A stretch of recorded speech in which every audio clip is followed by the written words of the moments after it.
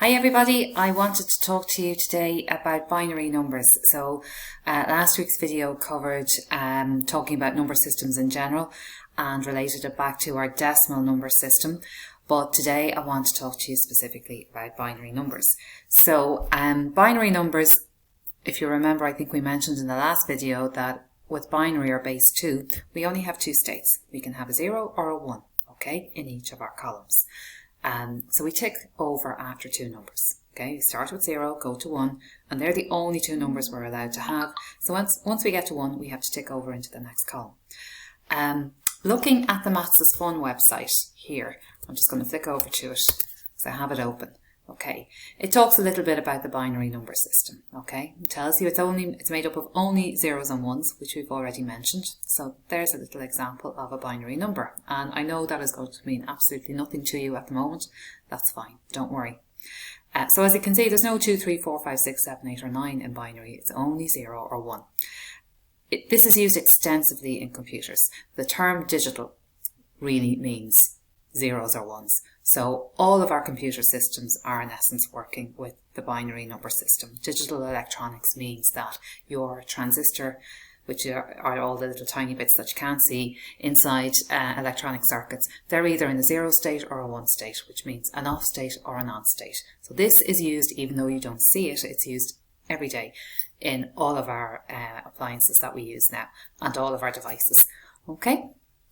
So what does it say here? A bit is a single binary digit, okay. The number above has 6 bits. You see that? 1, 2, 3, 4, 5, 6 bits, okay. Lots of uses in maths and beyond. As I say, computing is all based on maths anyway, so they're kind of in the same world, if you like. But how do we count using binary? Okay, now it says here it's just like counting in decimals, except we reach 10 much sooner. Well, we do, or what looks like 10.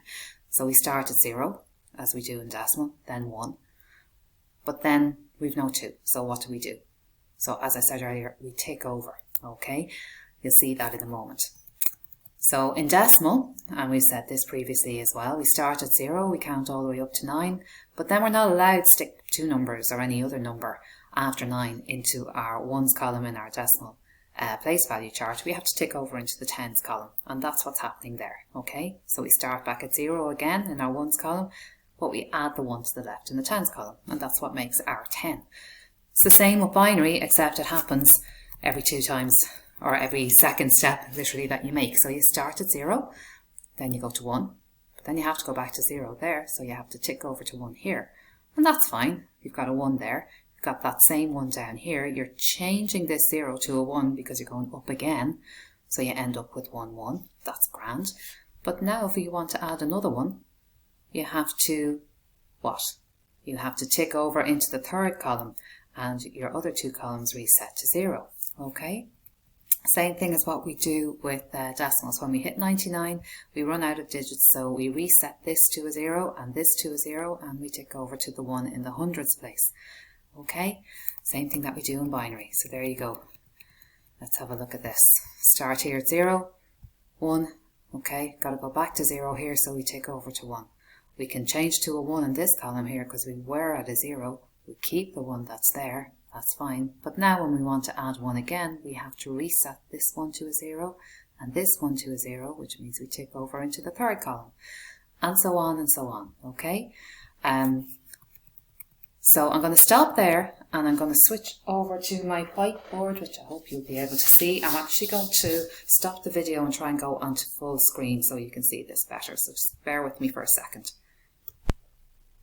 Okay, so we're back again, but I don't think I have switched into full screen. So what I'm going to do is I'm going to close this video off and try and get into full screen for you on the same video. If not, I'll do it in parts. Okay, so I'll talk to you in a second. All right.